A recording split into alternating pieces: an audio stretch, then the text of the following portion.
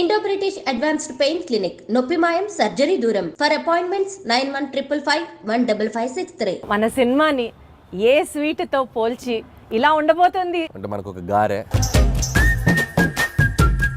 పులిహోరే, అన్ని రకాల ఎలిమెంట్స్, షడ్రుచుల భోజనం అంటారు కదా. కామెడీలో ఆ ఫ్రెష్నెస్ ని how do you manage Anil గారు? ఆపరేషన్ లాంటిదే. అంత ఈజీగా ఎలా చేస్తారు అన్నది ఎవరికి ఈజీ అని అర్థం మీకు కాదు. అనిపిస్తుంది కానీ దాని వెనక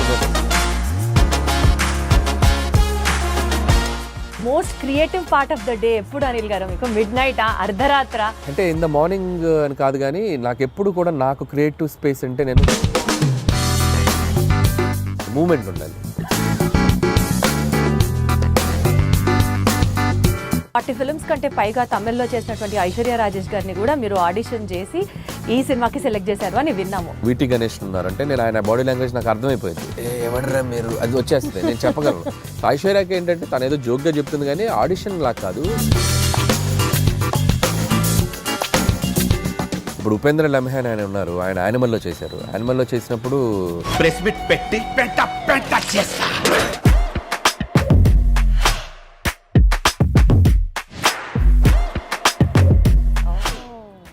చూసుకొని నేను నరేషన్ ఇచ్చినప్పుడు అతను షాక్ అయిపోయాడు ఉపేంద్ర లమ్హాన్. ఇదేంటి ఈ నాలాగా పర్ఫామ్, ఈ నాలాగా కనిపిస్తున్నాడు ఏంటి, ఇన్ఫాక్ట్ నాకంటే బెటర్ కనిపిస్తున్నాడు ఏంటి అన్నారా? మీకు కాంప్లిమెంట్ వచ్చిందా?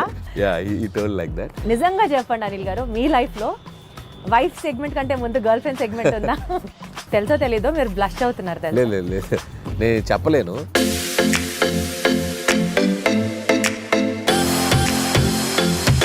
సీనియర్ లెవెల్ ఆఫ్ హీరోస్ ప్రస్తావన వచ్చింది కాబట్టి యాక్చువల్లీ ఇప్పుడు ఉన్న ట్రెండీ డైరెక్టర్స్ లో మీరు కానీ, డైరెక్టర్ బాబీ గారు కానీ ఒక్క తరం హీరోస్ తోనే ఎందుకు చేస్తున్నారు? Not with the latest and of the heroes.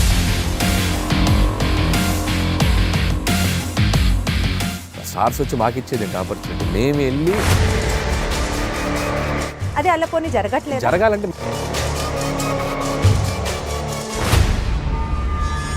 మీకున్న కామెడీ సెన్స్ ఆఫ్ టైమింగ్ కి, చిరంజీవి గారికి ఉన్న కామెడీ సెన్స్ ఆఫ్ టైమింగ్ కి మీరిద్దరూ కలిసి ఒక ప్రాజెక్ట్ చేస్తే it would be in still more next level అని అనిపిస్తున్న నేపథ్యంలో అసలు దాని గురించి ఎప్పుడైనా ట్రై చేశారా, ఆలోచన చేశారా? ఒక 2-3 సార్లు అనుకున్నాము. సో బిఫోర్ సంక్రాంతికి వస్తున్నాం కూడా మెటీరియలైజ్ అయ్యేదాకా వెళ్ళి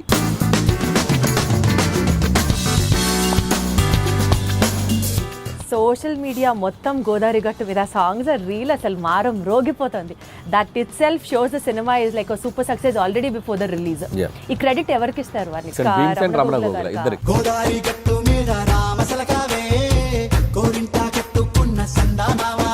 సో ట్యూన్ లేకపోతే ఆ సాంగ్ లేదు, రమణ గోగుల గారు పాడకపోతే ఆ రీచ్ లేదు.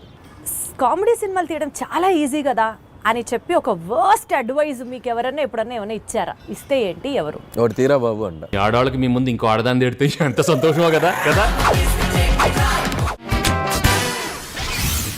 మాకైతే అది చాలా ఉంది.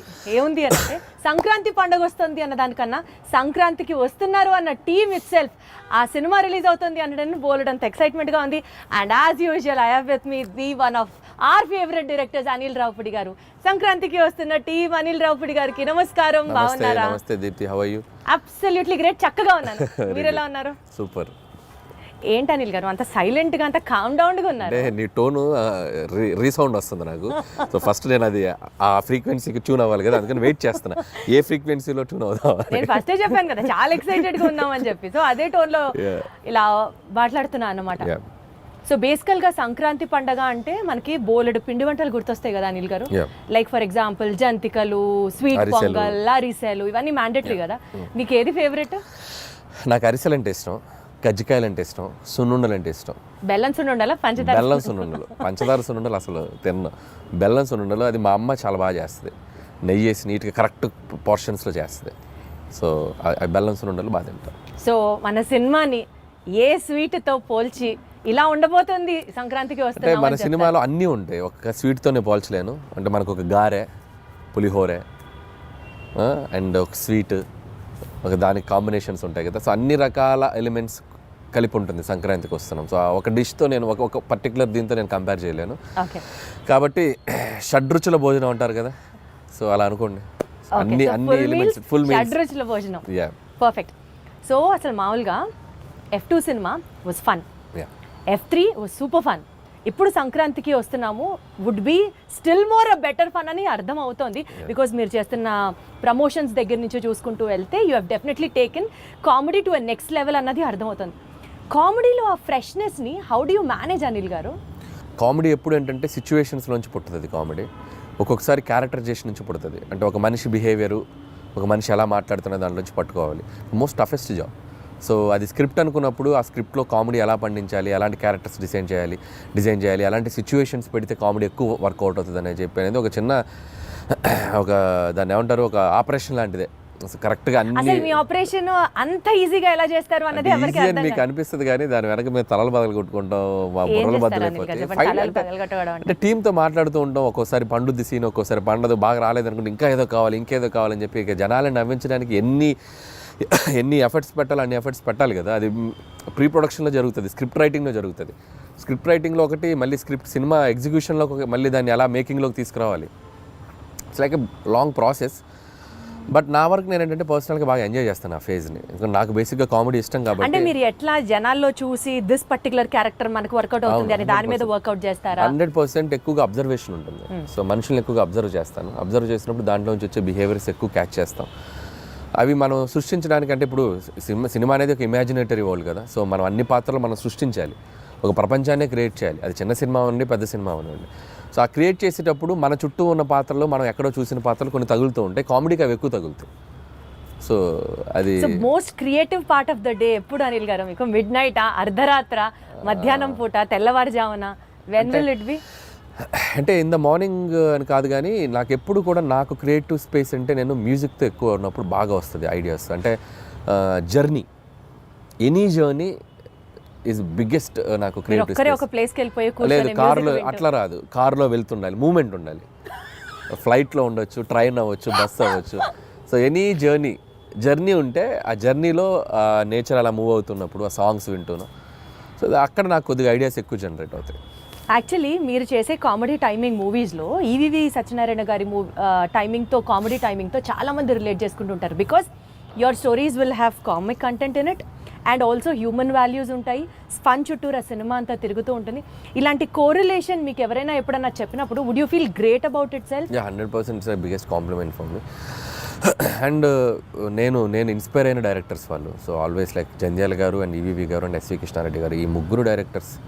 సో 90sలో నేను చిన్నపిల్లగా ఉన్నప్పుడు వాళ్ళ సినిమాలు ఏవైతే, జంధ్యాల గారు రెండ్రెల్లారు, ఆనా పిల్లంట, చూపులు కలిసిన శుభవేళ, బావా పన్నీరు, అండ్ ఈవీవి గారు ఆలిబాబా విధంగా, జంబలగడి పంబ, అప్పులప్పారు, ఇవన్నీ నాకు ఇట్స్ లైక్ నేను యాక్షన్ సినిమాలు, హీరోల సినిమాలు ఎంత బాగా చూసేవాడినో VHS క్యాసెట్లు తెచ్చి వీళ్ళ సినిమాలు అన్నీ చూసేవాడిని.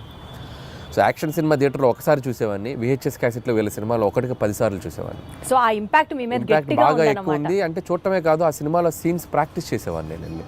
సో స్కూల్కి వెళ్ళి ఫ్రెండ్స్ తోటి చెప్పేవాడిని. సో జంబలగడి పంబ సినిమా ఉంది, ఫ్రమ్ టైటిల్ కార్డ్ నుంచి ఎండ్ వరకు నరేషన్ ఇచ్చేవాడిని.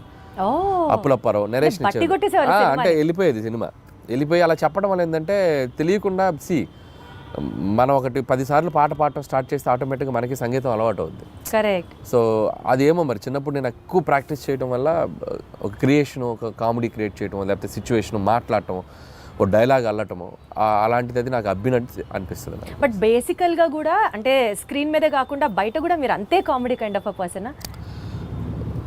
100%. లేదు 100%. చాలా లైవ్లీగా ఉంటాను నేను. నా చుట్టూ ఉన్న మనుషులు ఎప్పుడు నవ్వుతూనే ఉంటారు, నవ్వుతూ మాట్లాడుతూ ఉంటాను నేను. సో సీరియస్గా ఉండేది చాలా తక్కువ. అది బేసిక్గా నేచరే అంత. అది ఉండటం వల్లనేమో అది రిఫ్లెక్ట్ అవుతుంది సినిమాలో. మీరు దిల్ రాజు గారిని కిడ్నాప్ చేశారా, ఆయన మిమ్మల్ని క్యాప్చర్ చేశారా? మీరిద్దరి మధ్యలో బాండింగ్ ఎంత స్ట్రాంగ్ ఉందంటే మీరు ఆయన సినిమాలే చేస్తున్నారా? Any specific reason for that? అదేం లేదండి, కంఫర్ట్. సో లాస్ట్ 8 ఫిల్మ్స్ అదేం లేదు, నేను లాస్ట్ 8 ఫిల్మ్స్లో majority of the films Raju గారితో చేశాను. ఎగ్జాక్ట్లీ. సో 2 ఫిల్మ్స్ బయట చేశాను, అనిల్ సుంకర్ గారితో Sarileru, Pataas first NTR arts చేశాను, తర్వాత షైన్ స్క్రీన్స్ సాహుతో చేస్తాను, నెక్స్ట్ కూడా మళ్ళీ సాహుకి చేస్తున్నాను. సో ఇప్పుడు ఐఎమ్ ఆల్టర్నేటివ్గా ఒకటి బయట చేస్తూ వస్తున్నాను. సో రాజుగారితో ఉండే ప్లస్ పాయింట్ ఏంటంటే ఇట్స్ లైక్ వాళ్ళతో జర్నీ ఉండడం వల్ల లైక్ ఫ్యామిలీ బాండింగ్ ఏర్పడిపోయింది. ఒక ఫ్యామిలీ బాండింగ్ వచ్చినప్పుడు ఏంటంటే నేను ఒక కనెక్ట్ అయితే నేను అంత త్వరగా వదిలిపెట్టే మనిషిని కాదు నేను. సో రియల్ లైఫ్లో అంతే. అండ్ ఎమోషనల్ కనెక్ట్ ఎక్కువ, ఒకరితో కంఫర్ట్ అంటే ఒక కనెక్షన్ వచ్చాక గబుక్కుని ఇంకొకరి దగ్గరికి వెళ్ళలేను నేను, ఓన్ చేసేసుకుంటాను. ఇప్పుడు మళ్ళీ సాహు ఉన్నాడు, షైన్ స్క్రీన్స్ కనెక్ట్ అయిపోయాడు. సో మళ్ళీ అతనితో సినిమాలు చేసి బాగా దిల్ రాజు గారితో కనెక్ట్ అయిన కాన్సిక్వెన్స్ ఏంటి? అంటే లేదు పటాస్ సినిమాకి అండ్ ఈ స్టూడ్ ఫర్ మీ. సో అంటే ఎన్టీఆర్ ఆర్ట్స్ బ్యానర్లో చేసినప్పుడు ఆ సినిమా రిలీజ్కి ఆయన వచ్చి అన్ని ఏరియాస్ ఆయనే తీసుకొని కొనుక్కొని ఆయనే రిలీజ్ చేశారు film. So Pataas cinema yeah. So ఇప్పుడు ఎన్టీఆర్ ఆర్ట్స్ నాకు ఎంత నిలబడిందో, సో కళ్యాణ్ రామ్ గారు సినిమా నా మీద డబ్బులు పెట్టి తీశారు. అదే సినిమాని మార్కెట్లోకి తీసుకెళ్ళిన వ్యక్తి ఆయన, డిస్ట్రిబ్యూట్ చేసి ఆ సినిమాని అంతే విధంగా జనాల్లోకి తీసుకెళ్ళిన ప్రొడ్యూసర్ ఆయన. ప్రొడ్యూసర్ కూడా డిస్ట్రిబ్యూషన్ కూడా ఉంది కదా వాళ్ళకి. సో అక్కడ నుంచి బాగా ఎంకరేజ్ చేసేవాళ్ళు నన్ను. సో అక్కడ స్టార్ట్ అయింది జర్నీ. తర్వాత ఆల్మోస్ట్ 4-5 ఫిల్మ్స్ అక్కడే చేయటం. సో ఇప్పుడే భగవంత్ కేసరికి బయటకు వచ్చాను నేను. సో సర్లేరుకి ఒకటి బయట చేశాను, భగవంత్ కేసరికి మళ్ళీ షైన్ స్క్రీన్ చేయటం. మళ్ళీ నాకు షైన్ స్క్రీన్స్ కూడా సాహుతో అదే బాండింగ్ ఉంది ఇప్పుడు.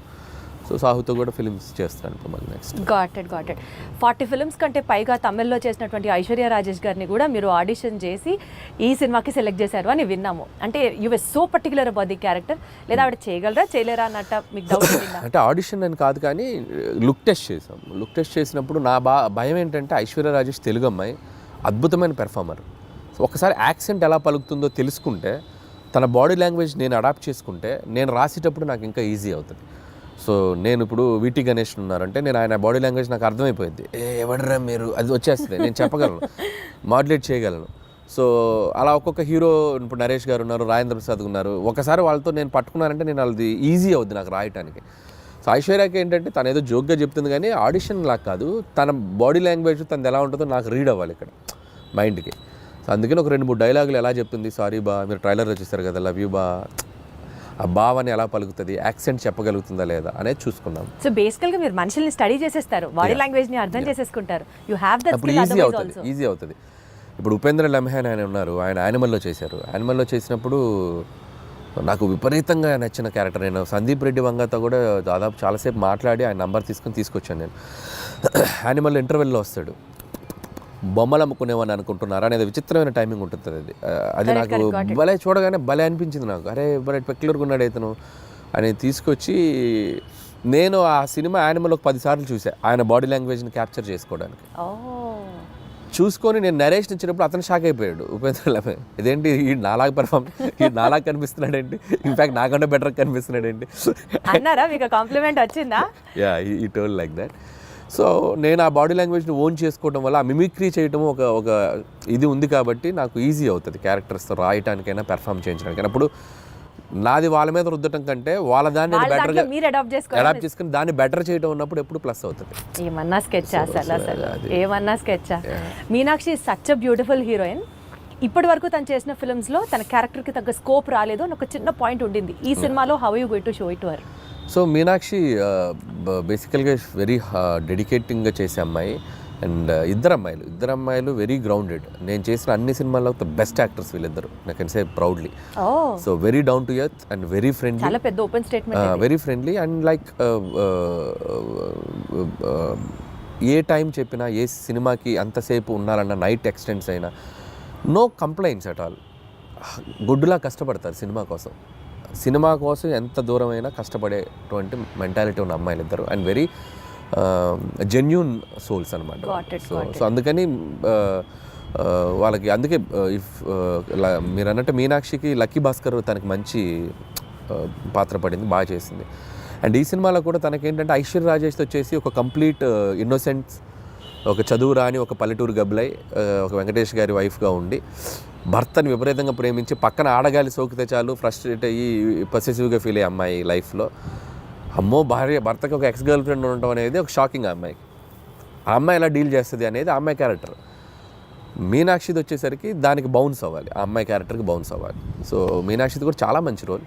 అండ్ యాక్షన్ ఉంది, ఫస్ట్ ఒక 10 నిమిషాలు ఆమెకు ఒక ఫైట్ కూడా ఉంది. And police officer role. So glamour wise, cutout wise ఆ అమ్మాయిది కూడా సినిమాకి హెల్ప్ అవుతుంది ఇద్దరు.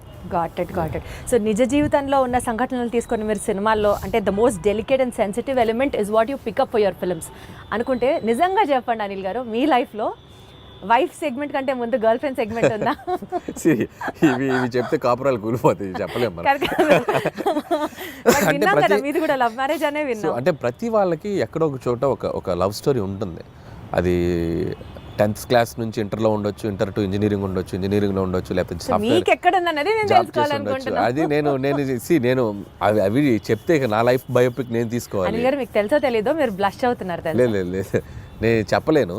సో మా వైఫ్కి తెలుసు నాకేముందో, కాబట్టి నేను పబ్లిక్గా చెప్పలేను.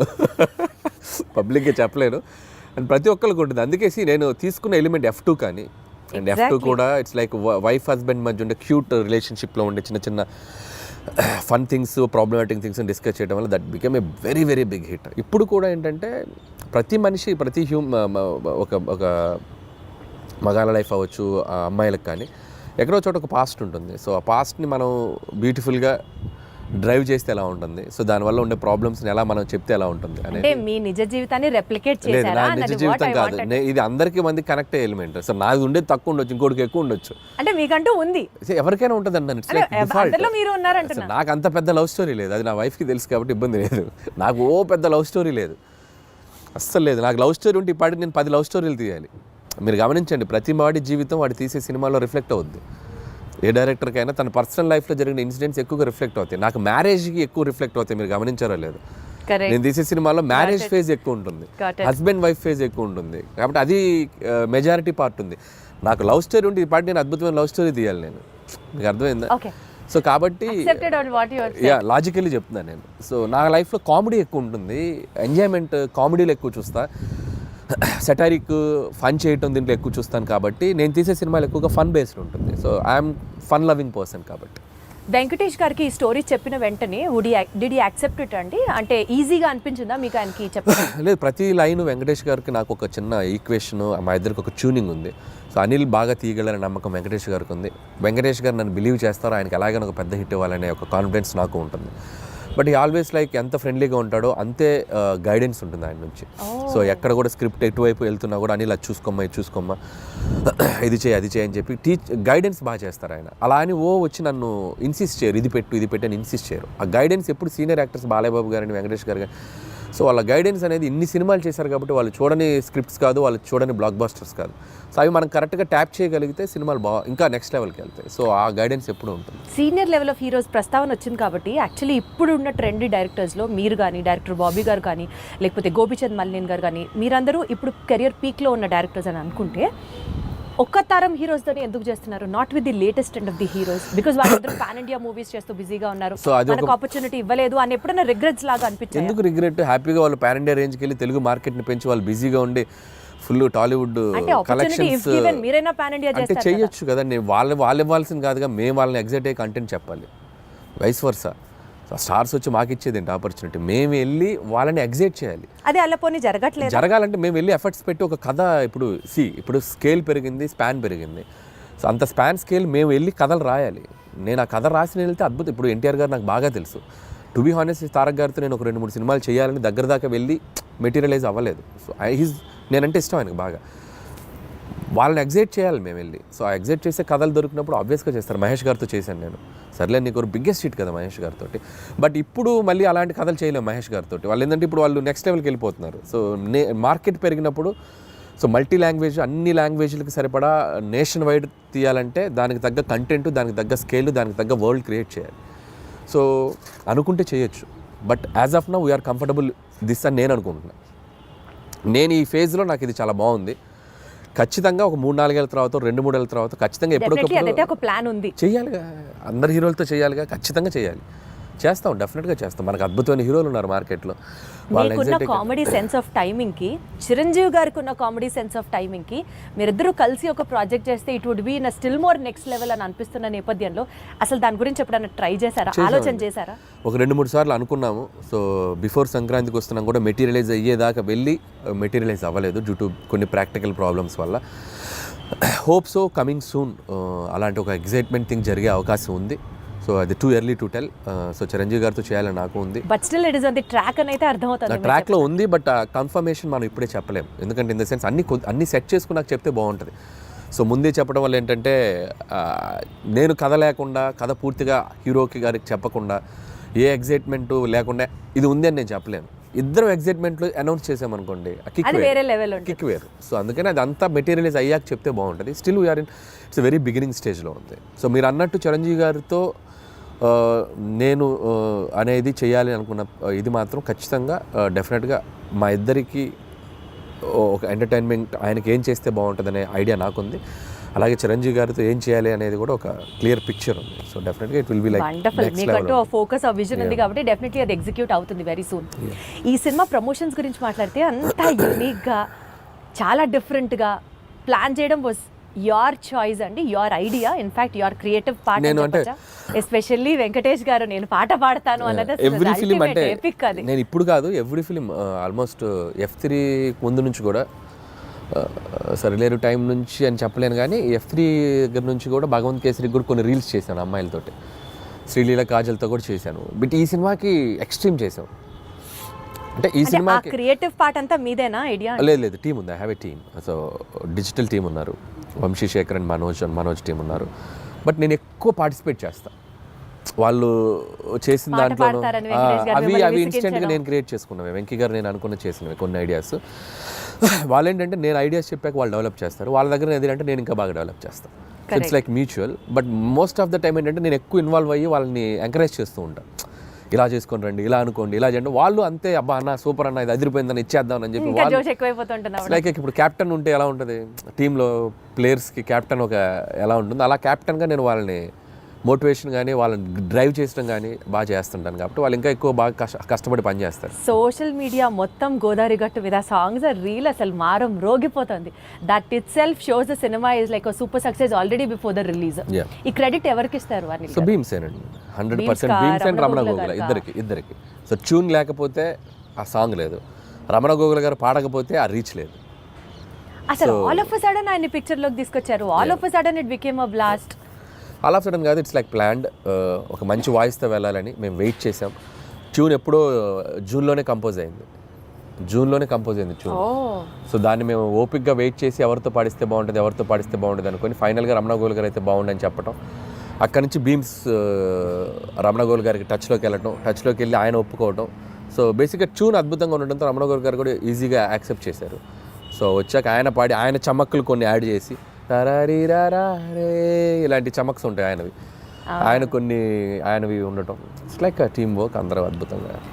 So regular set of questionnaire కాకుండా ఒక చిన్న ర్యాపిడ్ ఫైర్ చేద్దాము. ఫాస్ట్గా టక్కన ఆన్సర్ రావాలి మీరు. Okay, because that it self is rapid fire. హీరోగా చేస్తారా, విలన్గా చేస్తారా? మీకు ఆపర్చునిటీ ఉంటే విలన్గా చేస్తారు. Who is your favourite villain? నా ఫేవరెట్ విలన్ రఘువరన్. ఆ వాయిస్ ని మిమిక్ చేయగలరా మీరు? చేయండి ఒక్కసారి. శివ శివ శివ శివ పడమన్న దేవుడా, 2 లారీల జనాన్ని తీసుకెళ్ళి చంపేయండి. వేరే లెవెల్ అని గారు మీరు. ఏదో గుర్తుంది అప్పుడు. మీ ఫేవరెట్ పంచ్ లైన్ మీ సినిమాల్లోది, సీక్రెట్ గా మీరు రియల్ లైఫ్ లో మీరు వాడుకునేది ఏంటి? డైలాగా? ఫేవరెట్ పంచ్ లైన్ మీకంటూ పంచ్ లైన్స్ తెగుంటాయి కదా మీ సినిమాలో. పంచ్ డైలాగులు అంటే నా సినిమాలో నాకు అంతేగానే ఫేమస్ కదా, అదే వాడుతుండేవాడిని. అంతేగా అదే వస్తుంది. అంటే మీ రియల్ లైఫ్ లో కూడా మీకు అదే వస్తుంది? జనరల్ కాన్వర్సేషన్స్ లో ఎవరైనా ఏదైనా చెప్పినా అంతేగా అంటూ ఉంటాం. ఓహో, అది మీ ఊతపదం అయిపోయింది. వండర్ఫుల్. అయితే సో అసలు ఇంత కామెడీ సినిమాలు తీసే మీరు లైఫ్లో ఎప్పుడన్నా ఫుల్ ట్రాజడీ, ఎమోషనల్, కళ్ళమ్మటి నీళ్ళు వచ్చే సినిమా ఎప్పుడన్నా తీస్తారా? తీయలేను. అంత ఆలోచించారేంటంటే? అంటే తీద్దామా అని అక్కడ దాకా వెళ్ళా, తీయలేని అనిపించింది, మళ్ళీ వచ్చా తీయలేనని చెప్పా. మీరు మీ సినిమాల్లో ఏదన్నా ఒక రోల్ యాక్ట్ చేయాలి అని అనుకుంటే మీరు ఏ రోల్ డైరెక్ట్ చేసుకుంటారు? నా సినిమాలో రోలా? నాకు ఏమన్నా అన్ని చూసారా అడిగిన క్వశ్చన్ కానీ అర్థం. అన్ని సినిమాల్లో అన్ని క్యారెక్టర్స్ బాగానే ఉంటాయి.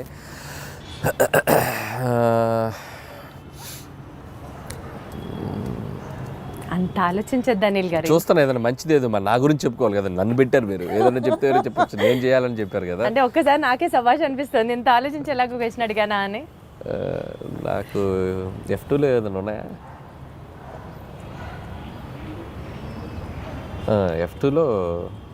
F2లో రఘుబాబు గారి రోల్ బాగుంటుంది నాకు. సో వెంకీ గారి పక్క నుండి ఎమ్మెల్యే క్యారెక్టర్, అదైతే నన్ను పెట్టుకొని ఇంకోసారి తీసుకుంటాను. అది బాగుంటుంది. వాళ్ళిద్దరు మంచి కెమిస్ట్రీ కూడా బాగుంటుంది. కరెక్ట్ సూట్ అవుతుంది కదా పర్ఫెక్ట్ గా. వండర్ఫుల్. సెట్ లో హ్యాండిల్ చేయడానికి హీరోస్ బెటరా, హీరోస్ ఈజీయా, లేకపోతే కమెడియన్స్ ని హ్యాండిల్ చేయడం సెట్ లో కష్టమా? నాకు అందరితో ఒకటే ఈక్వేషన్, హీరో అయినా కమెడియన్ అయినా అందరితో బాగుంటాను నేను. They love me, I love them. అందరితో ఒకలా ఉంటుంది, ఒకరు ఎక్కువ ఒకరు తక్కువ అన్నట్టు ఉంటుంది. చెప్పారు అనిల్ గారు, ఏం చెప్పారు.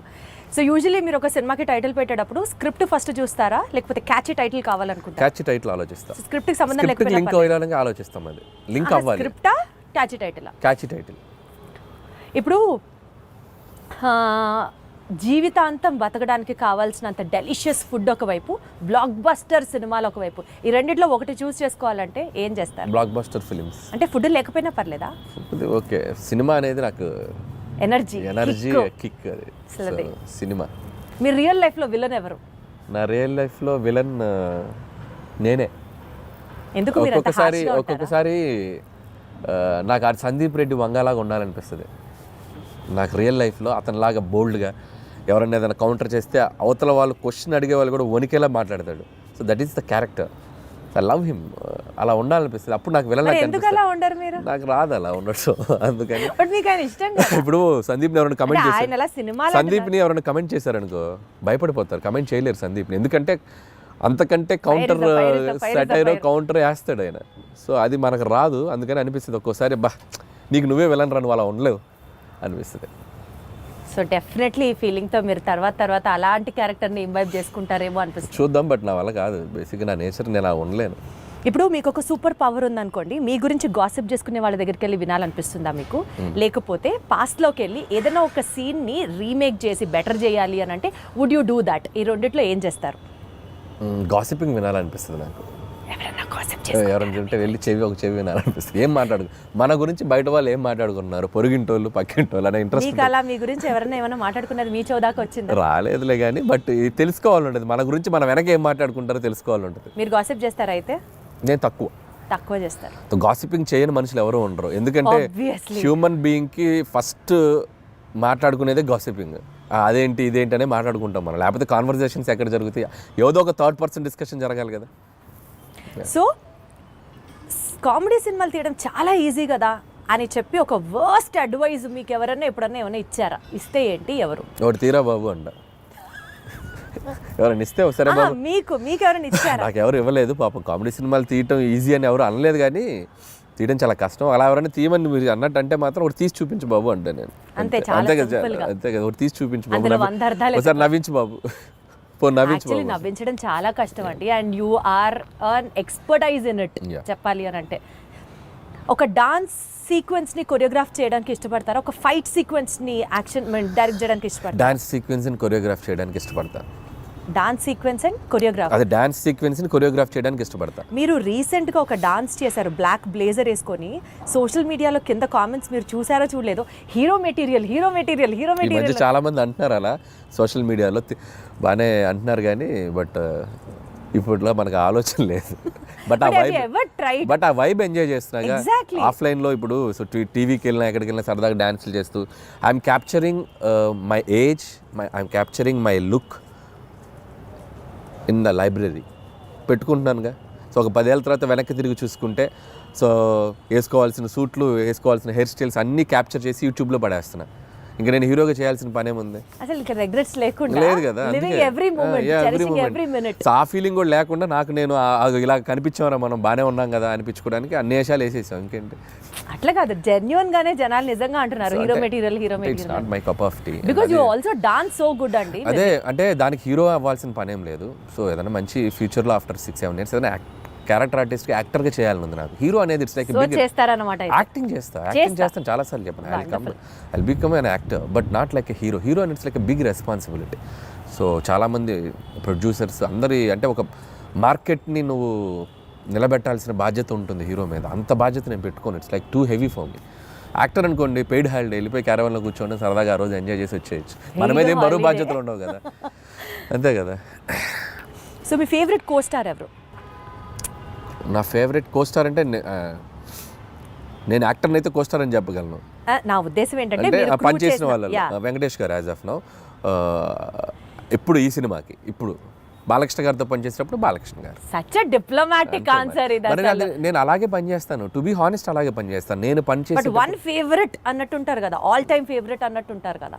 ఆల్ టైమ్ ఫేవరెట్ అంటే నాకు ప్రతి యాక్టర్తోనూ all best moments I have. Even Ravi Teja గారితో అలాగే బెస్ట్ మూమెంట్స్, కళ్యాణ్ రామ్ గారి దగ్గర నుంచి. నేను డిప్లొమాటిక్ అని చెప్పట్లేదు, ఎవ్రీ వన్ ఇప్పటికీ నాతో అంతే ఫ్రెండ్లీ వైబ్లో ఉంటారు. సో ఎవరిని నేను సైడ్ చేయలేను. Got it. ఆల్ స్టార్స్ నాతో పనిచేసిన, ఈవెన్ మహేష్ బాబు గారు స్టిల్ ఆయన ఒక 20-25 మినిట్స్ మాట్లాడుకుంటాం ఫోన్లో, ఎప్పుడు కాల్ చేసిన, ఆయన ఎప్పుడు ఫ్రీ ఉన్నప్పుడు కాల్ చేసిన, అదే వైబ్ ఉంటుంది. సో నేను వెంకటేష్ గారిని కలిసినప్పుడు అదే, బాలయ్య బాబు గారు ఇప్పుడు ఏదన్నా కూడా ఫోన్లో మాట్లాడతారు. సో పాయింట్ ఏంటంటే అల్టిమేట్ గా everybody loves you so much. Everybody loves you at same amount of love వస్తుంది నాకు. సో నేను అంతే ఇస్తున్నాను, నాకు అంతే వస్తుంది. కాబట్టి నేను ఎవరిని తక్కువ చేయలేను. సపోజ్ మీరు ఒక డెజర్టెడ్ ఐలాండ్లో ఉన్నారు, రొమాంటిక్ స్టోరీ రాస్తారా, కామెడీ స్టోరీ రాస్తారా? డెజర్టెడ్ ఐలాండ్లో ఎవ్వరు లేరు, ప్రశాంతంగా ఉన్నారు, such a keynote on your script. So కామెడీయే వస్తుంది అక్కడ. అక్కడ కూడా నా కామెడీ. కష్టాలు తెలుసుకుంటూ నా మీద నాకు జోకులు వేసుకోవడం తప్ప, నేను బతకాలంటే నాకు నేను ఎనర్జీ ఇచ్చుకోవాలి కదా. అమ్మో, దీంట్లో చాలా డెప్త్ ఉంది అనిపిస్తుంది ఏంటి అనిల్ గారు? అంతే కదా మరి. లైఫ్లో ఎప్పుడు మనం స్ట్రగుల్లో ఉన్నప్పుడు just crack joke on your self అంతే. మనల్ని మనం లైట్ చేసుకుంటేనే మన స్ట్రగుల్ నుంచి బయటకు రాగలం. అసలు మీరు స్ట్రగుల్లో ఉన్నారా అన్నది ఇక్కడ పాయింట్. ఇప్పుడు అందరికీ మీరు అన్న సిచ్యువేషన్లో, అంటే ఒక డెజర్టెడ్ ఐలాండ్ అంటే ఎవరు లేకపోతే అది బిగ్గెస్ట్ స్ట్రగుల్ కదా. ఒక మనిషి ఒంటరిగా బతకడం అన్నంత స్ట్రగుల్ ప్రపంచంలో ఎవరికి ఉంటుంది? నువ్వు ఉండు, ఒక ఒంటరిగా ఒక 2 రోజులు ఉండి ఎవరు లేకపోతే. డెజర్టెడ్ ఐలాండ్ కాదు, నువ్వు స్వర్గంలో అయినా పెట్టు, నువ్వు వెళ్ళి హెవెన్లో పెట్టు, ఒక్కడే బతుకు, హెవెన్లో 2 రోజులు బొక్కలో హెవెన్ అని చెప్పి వచ్చేస్తాను. అంతే కదా. Wonderful. So coming back to the movie thing, 10th game changer release అవుతుంది, 12th డాకు మహారాజ్ రిలీజ్ అవుతుంది, అండ్ 14th సంక్రాంతికి వస్తున్నాం రిలీజ్ అవుతుంది. టెన్షన్ ఉందా ఈ కాంపిటీషన్లో ఎలా పర్ఫామ్ చేస్తాము అని? సో టెన్షన్ లేదు. జనాలు డబ్బుల్ని దాచుకొని మరి why they have to see సంక్రాంతికి వస్తున్నాం. సో ఆల్రెడీ మేము ఆడియన్స్కి ఏం చేస్తున్నాము, ఏం చూపించబోతున్నాం అనేది క్లియర్గా చెప్పేసాం. సో మా ఆడియన్స్ మాకు రావడానికి సిద్ధంగా ఉన్నారనే నమ్మకం ఉంది. సో అలాగే మిగతా సినిమాలకు కూడా దేర్ సెట్ ఆఫ్ ఆడియన్స్ వాళ్ళకున్న. రామ్ చరణ్ గారి గ్లోబల్ స్టార్, ఆయనకున్న ఇమేజ్, ఆయనకున్న స్టార్డమ్, ఫ్యాన్ ఫాలోయింగ్, ఈ హ్యావ్ హిస్ ఓన్ స్ట్రెంగ్త్. అలాగే బాలయ్య బాబు గారు కంప్లీట్ మాస్ యుఫోరియా ఉన్న హీరో. సో ఆయన సెట్ ఆఫ్ ఆడియన్స్ ఆయనకున్నారు. మాది ఒక బుల్లి మార్కెట్, మా గోల్లో మేము ఉన్నాం కాబట్టి సో భయం లేదు.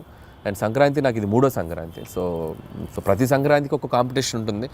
సో నా వరకు నేను సర్వే అవుతూనే వస్తున్నాను. సో 2 సంక్రాంతులు కూడా బీభత్సంగా ఆడినాయి నా 2 సినిమాలు. సో ఈసారి కూడా ఒక సేఫ్ బెట్లోనే ఉన్నానని అనిపిస్తుంది. ఆ 2 సినిమాలు కూడా అద్భుతంగా ఆడాలి, నా సినిమా కూడా బాగా ఆడాలి. Super duper.